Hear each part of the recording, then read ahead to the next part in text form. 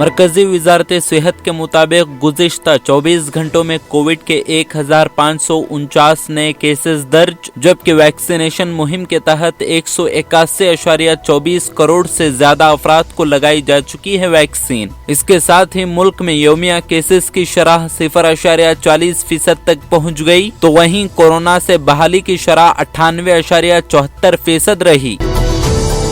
Delhi court ने दिल्ली तशद्दुद के सिलसिले में उमर खालिद की जमानत अर्जी से मुतालिक फैसला फिर किया मुलतवी। अब इस मामले में आइंदा समाअत 23 मार्च को शाम 4 बजे होगी। 3 मार्च को भी कड़कड़डोमा कोर्ट के एडिशनल सेशन जज अमिताभ रावत ने अपना फैसला महफूज कर रखा था, लेकिन इस मामले को बुध के लिए मुलतवी करते हुए कहा कि अभी फैसला तैयार नहीं।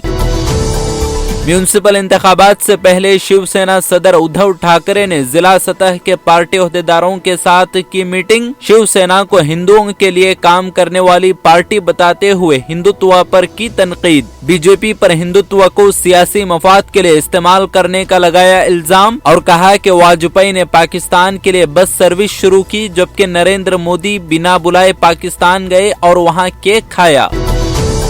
राफेल नडाल को इंडियन वेल्स के फाइनल में टेलर फर्टेस से सीधे सीटों में शिकस्त। इस साल ये उनका 21वां मैच, जबकि इस साल नडाल की ये पहली शिकस्त। फर्टेस ने नडाल से 5-7 से कामयाबी की हासिल। 2021 में आंद्रे अगासी के बाद टेलर फर्टेस इंडियन वेल्स में जीतने वाले पहले अमरीकी।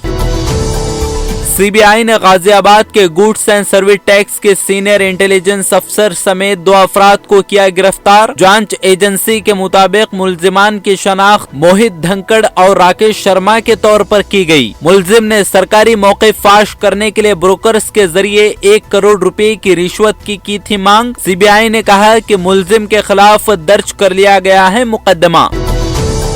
महाराष्ट्र के मदनपुरा में मुल्क के मौजूदा हालात के उन्वान पर जमाते इस्लामी के नए दफ्तर में की गई कॉन्फ्रेंस। इसमें सहाफियों, आइम्मा मसाजिद और मिली तंजीमों के जिम्मेदारों को दी गई थी दावत। जमाते इस्लामी हिंद के अमीर सादतुल्लाह हुसैनी ने जिम्मेदारान से इत्तेहाद के साथ नफरत को खत्म करने पर जोर दिया और कहा कि मायूस ना हो और साबित कदम रहने को मुसलमानों की मुनफरिद पहचान दिया करार।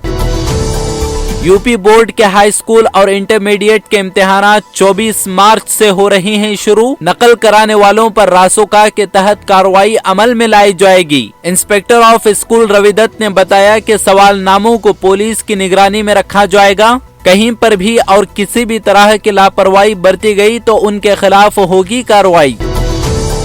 भगवत गीता को स्कूल के निसाब में शामिल करने के फैसले पर देवबंद के उलमा ने किया रद्द अमल जाहिर। कहा कि स्कूल में मजहबी किताबें पढ़ाना गलत नहीं, लेकिन हर एक पर नहीं किया जाना चाहिए मुसल्लत। जमीयत दावतुल मुस्लिमीन के सरपरस्त मौलाना कारी इसहाक गौड़ा ने कहा कि हुकूमत को पहले तलबा की रजामंदी हासिल करनी चाहिए, सिर्फ उनको पढ़ाना चाहिए जो रजामंद हों।